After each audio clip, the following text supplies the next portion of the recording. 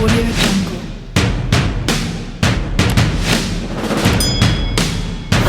Hello everyone, this is Alcabir the analyst, and today I'll be talking a Super Bowl recap.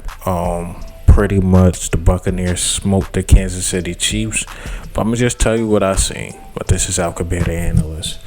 All right, salute to the Tampa Bay Buccaneers, man. They got that dub. A lot of people doubted them. Actually, I won't say that. I seen half and half. People going with the Chiefs, people going with the Bucs. It was really a split game, and the Bucs got it done. The Bucs just looked like the clearly better team. Salute to Tom Brady, but all in all, I believe the whole team just played one of their best games. Mike Evans did his thing. Antonio Brown was clutch. Leonard Fournette was running hard. Then you got Ronald Jones did his thing, put his 2 cents in the game. Offensive line played great. Tom Brady was hit a couple times, but all in all, offensive line played great. Defensive line played great. The defense did its thing. They contained Tyreek Hill. They did not let Kansas City get that big play. You know, Travis Kelce was getting his yards.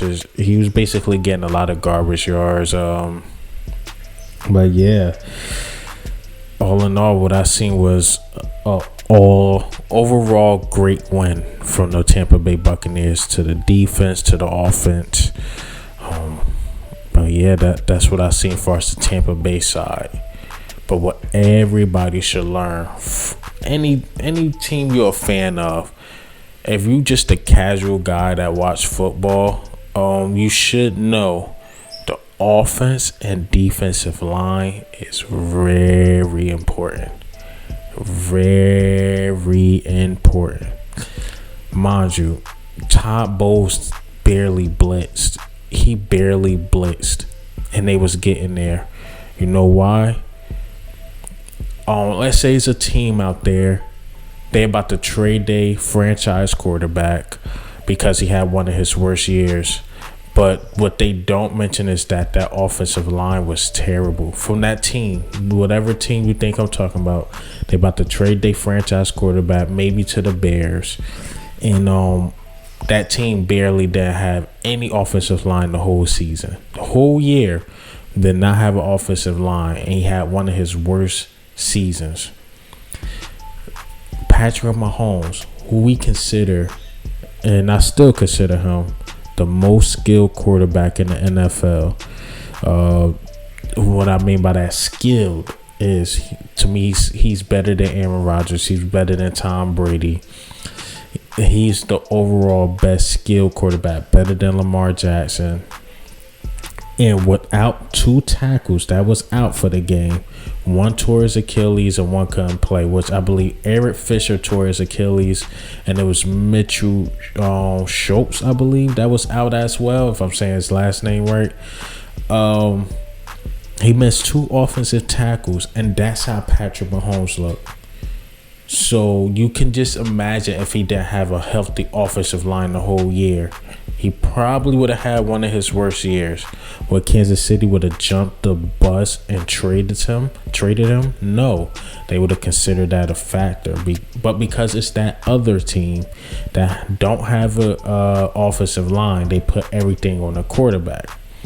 Which I'm starting to see that with Patrick Mahomes. But a lot of people kissed up to him like, yeah, this is one of his worst games. This was his first time ever losing by double digits. Couldn't get a touchdown. Kansas City Chiefs just couldn't get it going. But it started from the trenches. Tampa Bay, once again, they was only rushing 4, and Shaq Barrett was getting at it. I don't have the stats on hand. I hate when I don't have the stats on hands. But what I seen was Ndamukong Suh and Shaq Barrett in his face. I seen about 2 to 3 sacks, maybe even more. I seen a lot of quarterback hits. I seen a couple drop balls as well. I seen one dropped in the end zone, which caused a turnover on downs. So it was, to me, it just wasn't as what. Well, to me, it wasn't as what I thought it was gonna go. I knew that both teams wasn't going, because if you sports bet, they had over 55. I bet it the under. I'm like, somebody defense is going to show up. I don't think it's going to be a shootout. Usually in the Super Bowl, the teams you expect to shoot it out really don't. You would think the Rams and the Patriots would have shot it out. They didn't. But then you got Eagles and Patriots that shot it out. But that was unexpected. Like, you didn't expect Nick Foles to go off like that. And then Tom Brady had a historic game as well. And one more thing before I end this video, because I meant to make it short, or it might still be short, is that defense still win championships.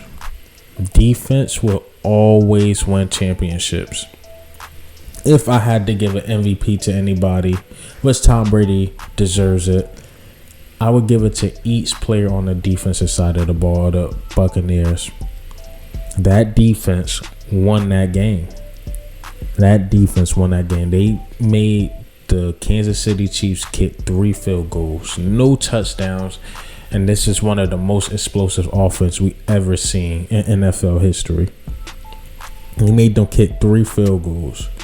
So if I had to give an MVP, I might would have gave it to like Shaq Barrett or something like that.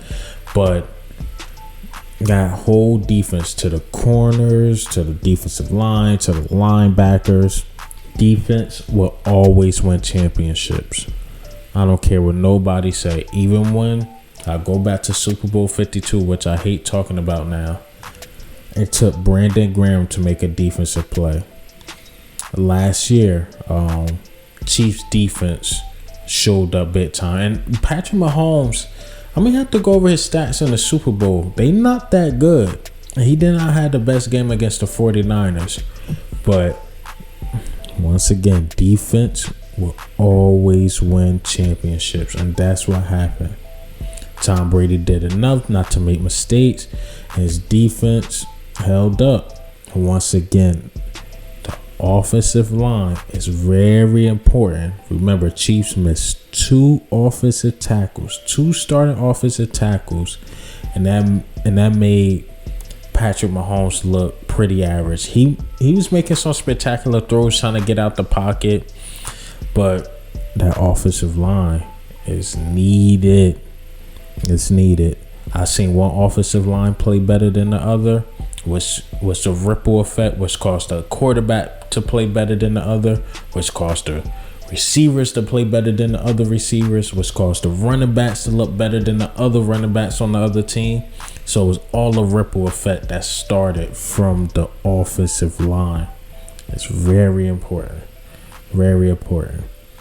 Once again, it can make a franchise quarterback look like nothing. And that's all I got today, man. That's the Super Bowl recap. But this is Al Kabir, the analyst. And once again, congratulations, Buccaneers. I know how I feel to get that first. And I am Ghost.